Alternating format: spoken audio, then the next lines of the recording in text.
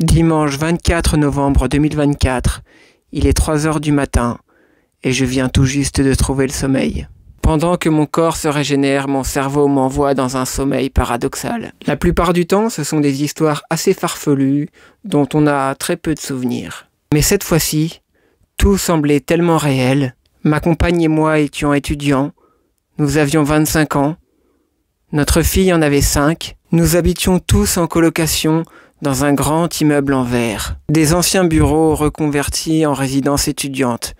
Nous habitions au dernier étage. L'appartement ressemblait à un immense dortoir, car malheureusement, nous n'avions pas les moyens de nous payer un logement individuel. Ma voiture était exactement la même que dans la vraie vie, une vieille Mégane rouge des années 90.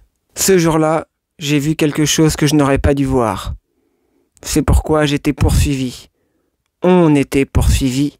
Une course-poursuite qui se déroule dans une ville que je ne connais absolument pas dans la vraie vie. Des coups de feu. J'arrive finalement à semer ce psychopathe.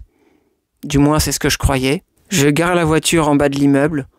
On se dépêche de rentrer dans l'immeuble en courant. On se cache pour pas être visible depuis les fenêtres. Et là, on entend des coups de feu. Et l'homme psychopathe qui se met à crier, il nous avait suivis jusqu'à la maison. Il criait « Je vais vous tuer !» On rentre chez nous, la peur au ventre, et on explique à nos collègues qu'on est menacé de mort. Je me suis dit que cet homme psychopathe était capable d'utiliser tous les moyens pour me menacer. Je me disais, étant donné qu'il connaît mon nom, il va certainement essayer d'aller voir ma chaîne YouTube. Je n'avais pas de smartphone, je n'avais pas d'ordinateur.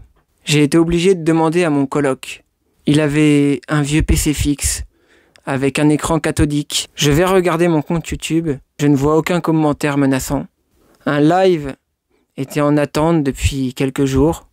Et là, je regarde un peu plus l'écran de l'ordinateur et je vois la date. Et quand je regarde la date affichée, je vois sur l'écran de l'ordinateur qu'on est le 24 novembre 2024. J'étais déjà pourtant très angoissé, mais mon coloc me dit « Tu sais, ce soir, j'ai invité des amis, on fait une petite soirée, il va y avoir du monde qui va venir. » Et là je lui dis « Arrête, ça me fait flipper. Imagine le tueur, il décide d'en profiter pour rentrer dans l'immeuble.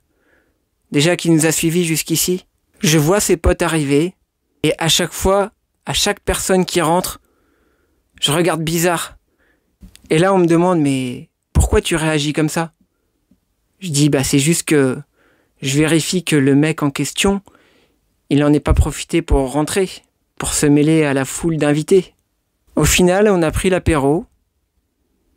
Je sentais réellement le goût des aliments, le goût d'un bon petit verre de vin. Et puis, il y a eu une embrouille. Et au moment où il y a eu l'embrouille, je me suis réveillé. À mon réveil, j'ai été un petit peu choqué, un petit peu angoissé. Mais au final, je me suis dit que ça pouvait faire un bon début de scénario. Un scénario de fiction. Alors, je vous invite à mettre en commentaire la suite de cette histoire. Et après, on voit qu'est-ce que ça peut donner. N'oubliez pas de liker la vidéo, abonnez-vous, partagez, commentez en masse. Et je vous embrasse.